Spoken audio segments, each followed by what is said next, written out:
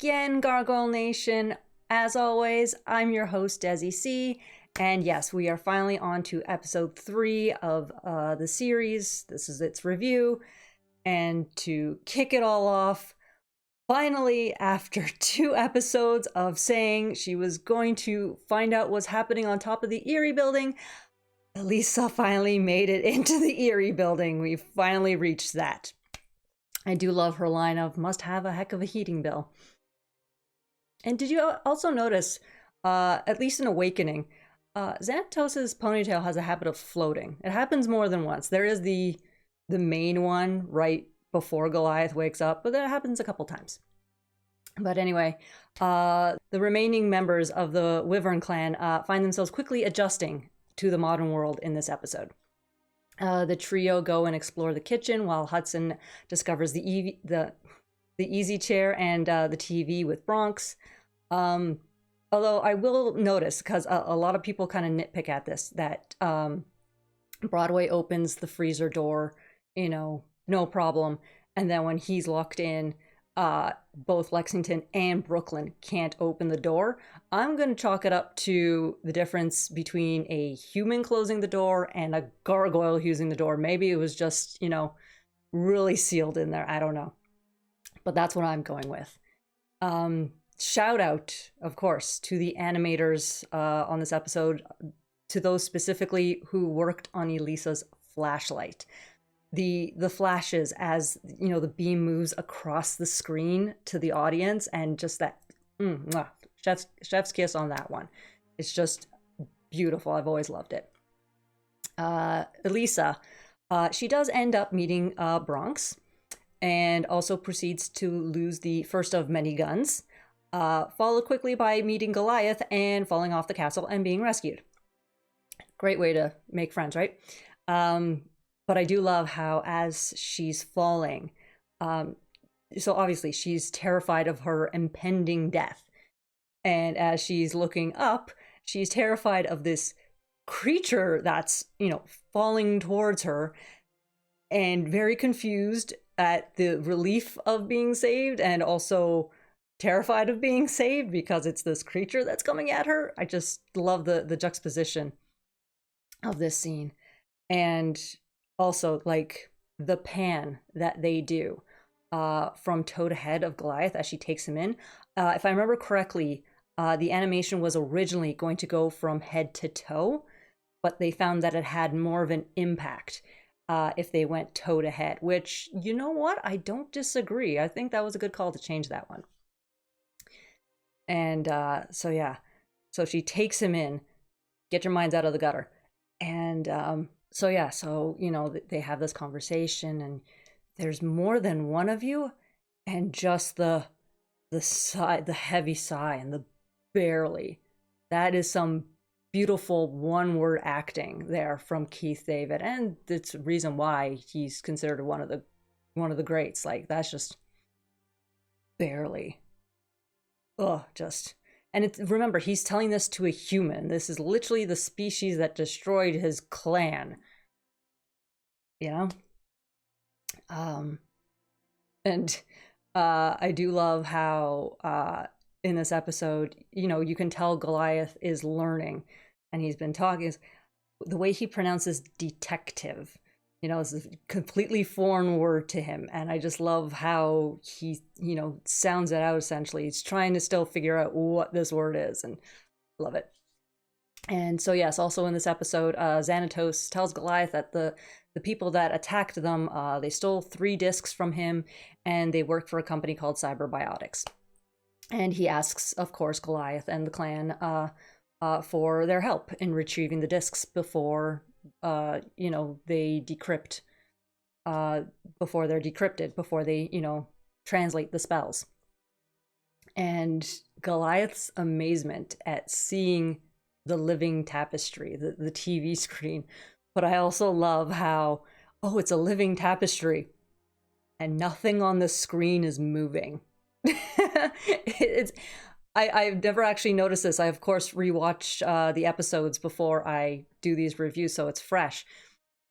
And I just finally realized that the living tapestry is not moving whatsoever. It's just a tapestry essentially. But anyway, it does break my heart that Demona wasn't shown in proper shadow when they revealed her. It's like, yeah, Xantos is talking to his secret partner. Oh, it's all going according to plan. And you know it's supposed to be, who is this person hiding in shadow? But you can tell who it is. I wish I could remember what reaction I had as a kid when I first saw it, going, oh, it's, it's his angel of the night type thing, but I can't remember. But I do kind of remember watching it when I did see it as a teen for the first time after many years, and just going, was that on purpose or was that a oops? Like, I'm pretty sure they weren't supposed to actually reveal unless it was to the audience and not to, but I'm pretty sure that was a bit of an oops. Goliath also has his secret meeting with Elisa, and Hudson of course follows to make sure he was safe, because obviously they've just lost everybody. They're a little high strung. And the conversation between Hudson and Elisa when it comes to names, like, must you humans name everything? Nothing's real to you till you've named it, given it limits. Does the sky need a name? Does the river? And Elisa just gets to counter with, the river's called the Hudson. And of course, even Goliath's look of, yeah, she kind of got you there. And this is one of those times of showing the cultural differences between humans and gargoyles. At least, obviously, it kind of changes as we meet gargoyle clans throughout the world. But also, it may have been just a time thing. So obviously, Goliath and his clan, they didn't have a use for names. They didn't care. As Hudson says, names give limits. Whereas humans, we have a tendency to name everything. And sometimes give things the dumbest names. But yeah, it's just, there's that, I want to say one of the first major cultural differences between, the two species that is shown. I'm not going to trust my memory right now on that, but that's one of the biggest ones, at least in this episode. So yes, Hudson obviously gets his name in this episode.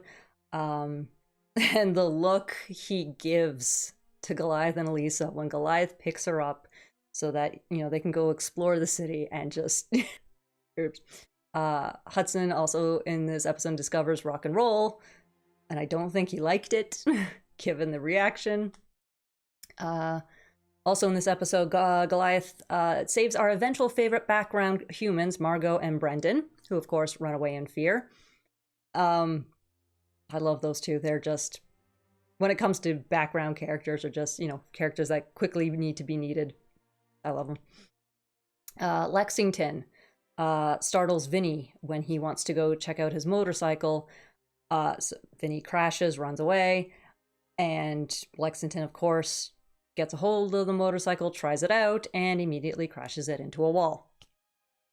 And at the end of the episode, Goliath and Elisa are walking through Central Park, are ambushed, and we end with Goliath on the ground, downed by the drugs that he was shot with, and a mercenary, pointing a gun at him. And yeah, that is, I almost said season 3, that is episode 3 in a nutshell. A lot happening. And again, we have a lot of things being thrown at us. Again, I cannot say anything bad about any parts of Awakening. Of course, they were going to do their best work for these episodes because, these were the episodes to get people hooked so that they would keep watching. And literally, I can't find anything wrong to say. The only things that could ever come up are slight animation errors, and you know what? Those happen with every show, no beginning, middle, end. They've been on for 10 years. Stuff like that happens, and those are just kind of being nitpicky, depending on how bad the animation is. There's some shows where it's like, were you guys ever paying attention to anything? But this is obviously a show where, yes, every time stuff that was done got sent and looked at. It would be sent back if it wasn't done. Sometimes it was back, you know, one scene would be done over and over and over again. But yes, you can tell that attention was paid. There is very little to find. And yes, so that is it for season, again, that's it for episode 3.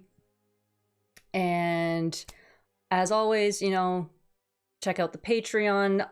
My socials are linked down below. Make sure to comment, like, share, you know, do that whole hubbub. Let's keep growing this Gargoyles community. More and more people are just are finding out that, you know, either it's oh yeah, I remember that show, or oh my god, Gargoyles is still a thing. They don't know that we are still, like, that comics are still being made, and, you know, merchandise is still being made. So let's get more people, you know, remembering this great show. And as always, be kind to yourselves, be kind to one another, and be the good that you want to see in the world. And I'll see you in the next one. Bye.